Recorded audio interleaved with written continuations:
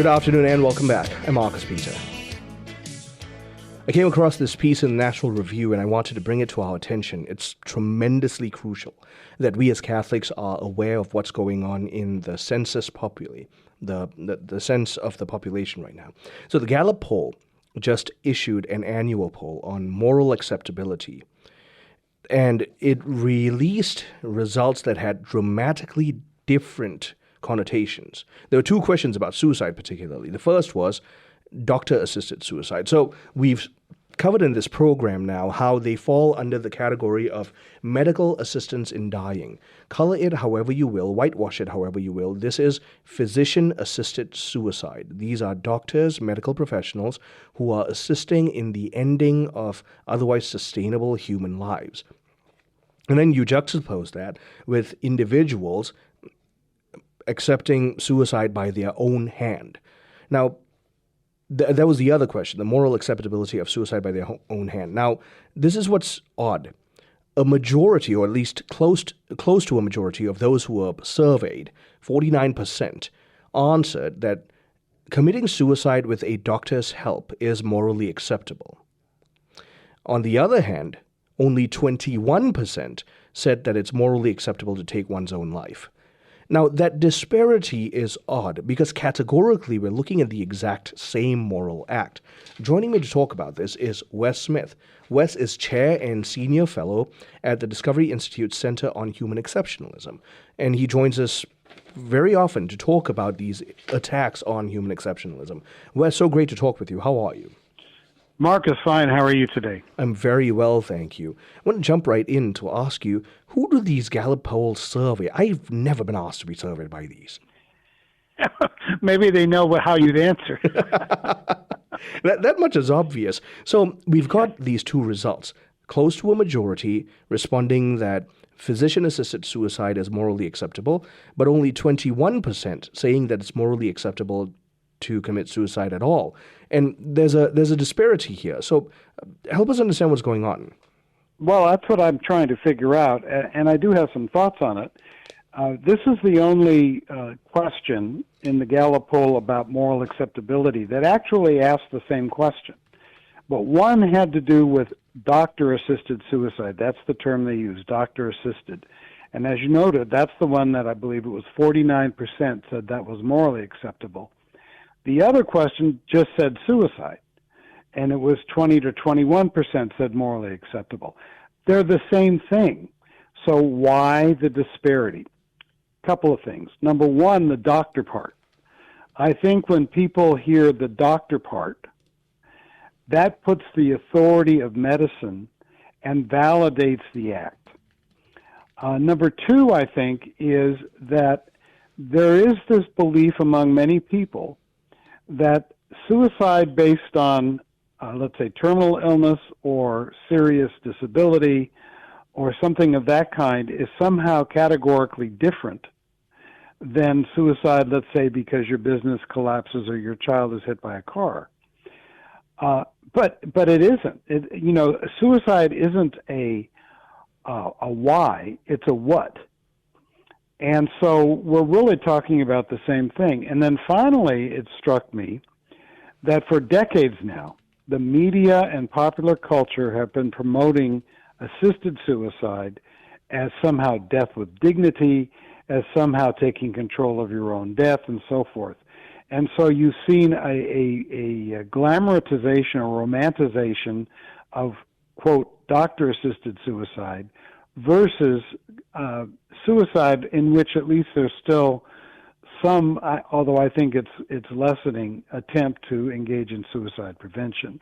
Those are the things that occurred to me because there really is a dichotomy there. There's a real paradox. Two questions for the same thing brought radically different answers. As you've rightly noted, the paradox here seems to only put the doctor as the middleman, and removing that seems to completely change the perception of the morality of the act. Can you talk about that a little more, about how disjointed the moral reasoning is here? Well, because what it does is for some people, obviously for about half the people, and by the way, just because somebody says something is not morally acceptable or morally acceptable, that isn't the same thing as whether it should be legal. So we're dealing with different aspects. We're just talking about moral acceptability here. But I think a lot of people, when you bring in the doctor part, that moves the act into the realm of healthcare. And a lot of advocates for assisted suicide, the ideologues, and a lot in the media, are now referring to assisted suicide as a medical treatment. And they give it a name. It's called MAID, M-A-I-D, Medical Assistance in Dying. And we've talked about this before. That's a pure euphemism, and it tries to deflect from what we're actually talking about, which is either people killing themselves with poison prescribed by doctors, or in places like Canada where they use the term MAID as well, a doctor actually committing homicide. It's not murder because it's legal, but actually lethally injecting people to kill them. And there's a reason that advocates don't want to use blunt and descriptive language, because when you use a term like suicide per se or homicide as I just did, people tend to react against it. And that's why they're always trying to create these gooey, kind of warm, fuzzy terms that will make people not understand the harshness of what's being discussed. The other sad thing about this is that this is colored by a present milieu that has almost completely whitewashed and baptized anything that's coming out of the medical sphere. I wonder if you could comment on that. Yeah, there's a lot of truth to that, and that comes from many decades of medicine actually making human life much better. I'll just give you an example. When I was a child, the polio epidemics were ravaging children. And I remember as a little boy being terrified of ending up in an iron lung. And then I was one of the early children to get the Salk vaccine. And suddenly the fear of which came about every summer, the fear of polio evaporated because that vaccine was so effective. And you've seen the increase in life expectancy and so forth. So the tremendous increases in human well-being because of healthcare in the last 100 years, of course, is undeniable. But sometimes that moves into areas that are really not technically and shouldn't be considered healthcare. Killing is not a medical treatment. Assisted suicide is not, shouldn't be a prescription medication because it's not a medication. It's poison. And in many regards, the same drugs that are used in an execution are used in assisted suicide and euthanasia. Yet you'll see advocates striving against allowing these to be used in an execution, and some of the same people will say, but we should use them in assisted suicide. I call that cruel and unusual death with dignity, because you're confusing things that are actually seeking the same result, death. It really is. And therefore, it also speaks to not just how disjointed, but unfortunately how fragmented the way we think about human person and morality is. So, like you list that bottom line, all life matters, and we are not the authors and arbiters of who lives and who dies. Well, and certainly people have a negative impression of suicide because it really is a negative act. I mean, I try not to morally judge people who commit suicide because none of us knows, what our breaking point might be.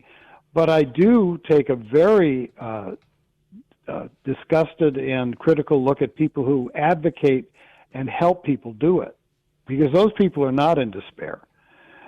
Those people are not telling people that it's proper and wonderful to take your own life. And, even in a terminal illness, there's chances for joy and for improvement and for a wonderful moment in your life. And we should be promoting suicide prevention and care for people, not killing. Wes, as usual, thank you very much for joining us to talk about these very important issues. Thank you, Marcus. Appreciate it. My guest has been Wes Smith. He is Chair and Senior Fellow at Discovery Institute, and we've been talking about, suicide and the disparate reception of it.